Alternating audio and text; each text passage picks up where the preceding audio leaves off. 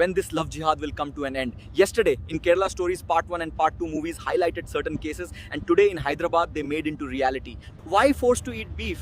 Even though she is vegetarian, such a cruelty is showing on especially on Hindu girls. Still, how long and how many Hindu girls will be trapped into Muslims community? These many social awareness programs and social media posts are posting it. మేలో నవాజ్ అనే వ్యక్తిని కలిసాను sir నేను.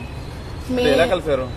మా shop ఒకటి రెంట్కి ఉంది, దానికి వాళ్ళు రెంట్కి వచ్చారు సార్. ఈస్టర్న్ ట్రేడింగ్ సొల్యూషన్స్ అని చెప్పి పెట్టారు, ట్రేడింగ్ చేస్తామని చెప్పి పెట్టారు సార్ ఆ షాప్.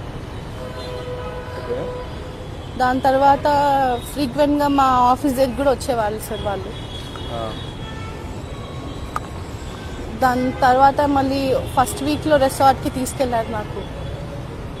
అక్కడ అంటే ఏమి మత్తు పదార్థాలు ఇచ్చారో తెలీదు. అది తిన్న తర్వాత నేను నా కాన్షియస్ స్టేట్లో లేను సార్. నేను తర్వాత అలా 3 సార్లు ఒకసారి బేగంపేట్ ఫ్లాట్లో కూడా అలా చేశారు సార్. నన్ను అంటే రేప్ చేశారు సార్ వాళ్ళు. ఎవరెవరు? వాళ్ళ తమ్ముళ్ళు మున్నావర్, షారుఖ్, ఇస్మాయిల్, వాళ్ళ ఫ్రెండ్ లీలాఫ్ అని చెప్పి అతను, నవాజ్. వాళ్ళ ఫ్యామిలీ అంటే ఫస్ట్ నాకు పరిచయం అయినప్పుడు కన్వర్ట్ అయ్యానని చెప్పి సర్టిఫికేట్ చూపించారు సార్ నాకు. నవదుర్గా అని చేంజ్ చేయాలని చెప్పారు.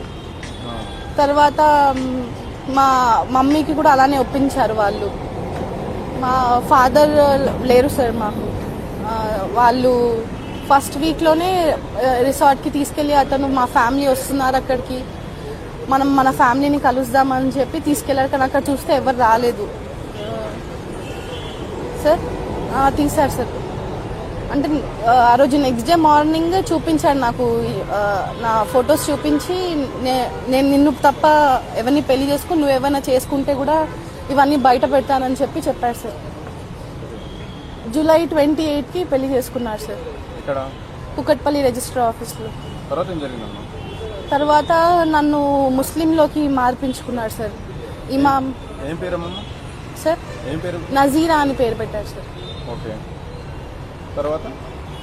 తర్వాత నేను వెజిటేరియన్, నాన్ వెజ్ తినను, బీఫ్ తినిపివ్వడము, కల్మా చదివించారు. ఇమాం అని వాళ్ళ మామ వచ్చి నువ్వు ఆల్రెడీ ముస్లిం, ఇంకా మా దగ్గర తీసుకున్న డబ్బులు కూడా మేము డౌరీ లాగా అనుకుంటాం, రిటర్న్ ఇవ్వమని చెప్పి అని అన్నారు. ఎన్ని డబ్బులు తీసుకున్నారు మీ దగ్గర నుంచి? అప్పుడు వరకు అయితే 16.7 lakhs తీసుకున్నారు. దాని తర్వాత మళ్ళీ మా మమ్మీ ల్యాండ్ అమ్మిపించారు సార్.